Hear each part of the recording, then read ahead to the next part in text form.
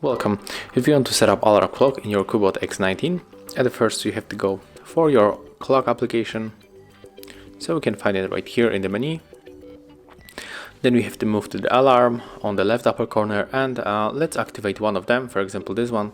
And if you want to customize, you have to click right here, and as you can see, we can set the repeat maybe only on the Friday. We can turn off vibration. We can change also ringtone. Let's go with this one. We can change label, and of course the most important, we can set up hours and the minutes. Click OK, then tap here, and as you can see, that's how you can turn on and customize alarm on this device. Thank you guys for watching. Leave thumbs ups, comments, and subscribe to our channel.